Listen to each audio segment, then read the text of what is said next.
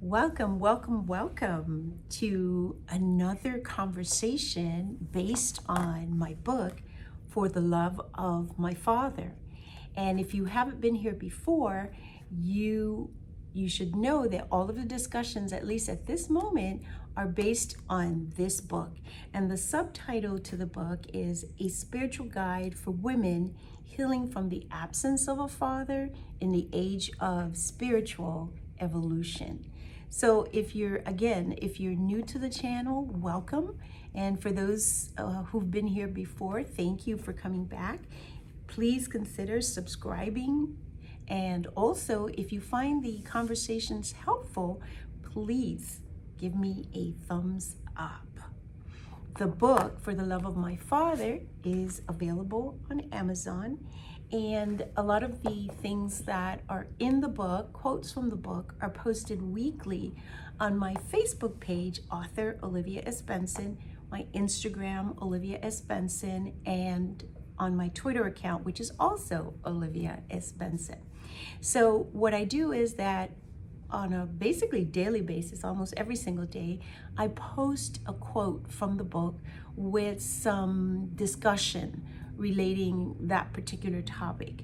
And some of them, and all of them, have comments or hearts or whatever the case might be, but there's some of them that seem to get more attention. And one of the ones that I thought was interesting in terms of the attention was a particular quote which comes from the book For the Love of My Father, which is available on Amazon. And by the way, we're talking about the second edition, and it specifically says that serial dating is usually a clue that something is out of balance, because it indicates that we don't leave any time for us to date ourselves. And if we don't want to date ourselves, why would anybody else? So, and by the way, it's on page 109 of the book, For the Love of My Father.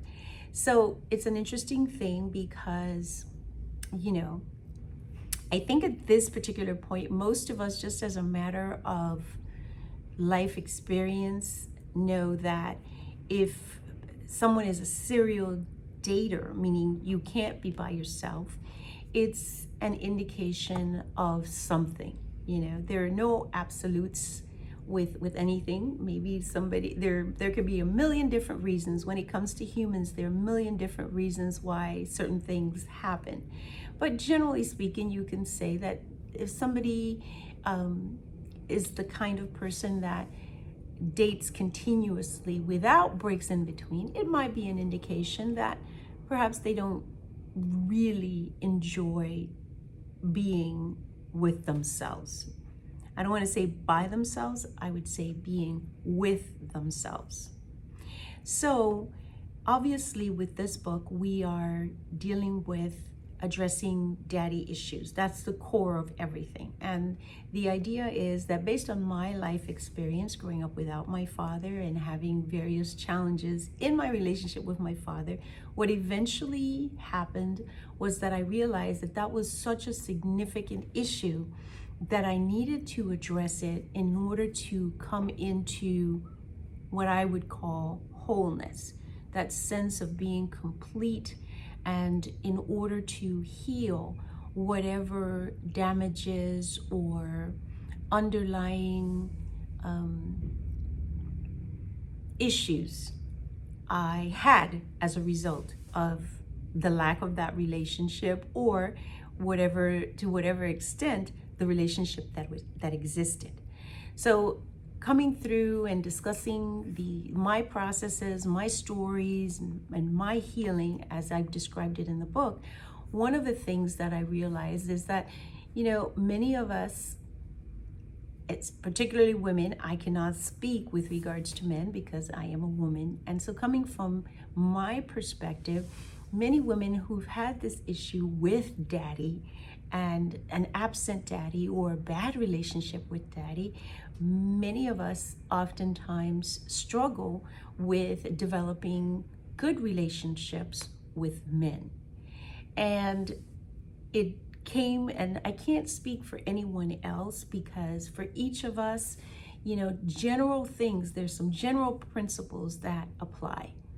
But every person is so individual that we really have to figure our own selves out and figure what really works for us. And everything can be adapted. The things that I did in the book and the things that helped me are a general outline. And then you can work on yourself. Something that might work for me because of my personality or my experience, maybe it doesn't work for you in that particular way. It can work in another way, or you can have, there are 1,000,001 different ways of addressing things. And so you can realize that, yes, I have this issue and yes, it needs to be addressed, but I may need to do it and I may need to work on myself in a particular kind of way. So one of the things that you realize in terms of healing yourself and being prepared to enter a relationship, which the chapter that this statement comes out of is titled Getting Ready to Love Another. And that came in my writing from, okay, now you've seen what your issues were, you've dealt with forgiveness, you've dealt with a number of different things, and you are at the door of really, if you haven't found that person already, or are having issues finding that person, now you're ready to really focus in on what it takes to be in a healthy relationship with a man. And I focus on man because I'm talking about based on my experience and the fact that generally speaking, people who have issues with their fathers have transference. They transfer their relationship, generally speaking, from what their experience might have been with daddy, and they tend to transfer it, in quotations, to all men. And therefore, that's why I'm very specific about what I'm talking about. So you're ready. You've done the work. You've read the books. You've forgiven everybody, forgiven your daddy. You worked on everything. And now specifically, we're focusing in on getting ready to love another. And so this particular quote comes from page 109. And we're talking about in the book at that time, things that you need to look at in terms of your readiness for a relationship. And for me, one of them is if you are not prepared to be by yourself, and if you cannot have fun by yourself, I mean, enjoy the idea of just being with you. Whether it's cooking, whether it's reading, whether it's doing things around the house, whether it's walking in the park, even the most simplest thing. If you're not able to do that, it's something that you really have to consider. I can tell you that in my life, at certain times, I have had months and years that I was not in a relationship. It was just not the time. I had so many things that I needed to work on, and to actually have another person in my life at that moment just did not make any sense. And sometimes we respond to sort of external information and external demands, in the sense that if you're not dating someone, people will be like, why aren't you dating? Why don't you have somebody? Why don't you have a boyfriend? Why don't you have, why haven't you gotten married? Or whatever the case might be. People are kind of always, and I don't want to say always, many times people put that on you. But I know from experience in my life that you must have time to just date yourself. Take yourself out for dinner. And I started doing that fairly early on, being able to go into a restaurant and sit down by yourself and enjoy a meal by yourself. That is important.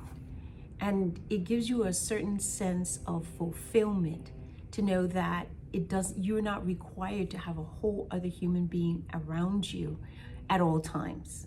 And not only that, but I think of it, as I say in the book, the other person that's going to come into your life can't fulfill every possible need and can't be there for you at all times. So you have to feel whole and complete in and of yourself. So this quote about serial dating and what it indicates, it's something for us to look at. I have enjoyed, I used to have a friend of mine, and on certain Fridays she would say, "Oh, I can't believe you're going to be in the house by yourself." And I would be enchanted with the idea that I was going to have my house, my home, to myself, and have all that space and have places to move around to, or sleep in a different room, whatever the case might be. I was absolutely enchanted. My friend thought that it was very sad that I would be in the home or in my house by myself. I thought that it was fun, and I thought that it was interesting to have space to myself. And this idea of being happy with yourself, by yourself, is one that can even help to attract a certain kind of energy. Because if you're in the energy of being content, happy, in joy, that is going to attract a certain feeling and a certain kind of person. If you're in the energy of desperation and must have and need, that's a vibrational frequency, that's an energy, and that's sort of like what you attract. We can never judge people from the outside. And it's a very important thing, because again, from the external, many times we look at people and we say, "Oh, you're not with anybody, you're not dating anybody, you're not married." First of all, everybody is not here to get married. Some people have come here to do something very specific, and they have their work and they're doing that. And it's not anybody's business, which is another point, by the way. I never understand how people have time to get into other people's business, because we have so much personal work to do. It's none of your business whether somebody is dating or not. It's none of your business whether somebody is married or not. We have so much individual work to do that we should consider just focusing in on us. And if we do that individually, of course, if somebody needs help or something along those lines, that's a separate subject. But to look externally and say to somebody, "Oh, you're not dating anybody," or "Is there something wrong with you?" or to even think that, is a very limited perspective. Because and I've heard this said many times before, one is a whole number. One is a whole number. So your sense of completeness is the very thing that will attract someone who might be just the right person for you. If you feel within yourself, whether people know it or not, but you just feel it, and you carry that vibrational frequency of deficiency, of not enough, of something missing, that's what you walk around in the world with, and that's exactly what you will attract. So there should be, from my life experience, it was necessary for me, and I'm very grateful that I had that opportunity to just have years at a time of just clearing my mind, developing myself, having time for prayer and meditation, having time to just do whatever I want to do without having to consider another person. These are things that will help you in getting ready to love another. There is a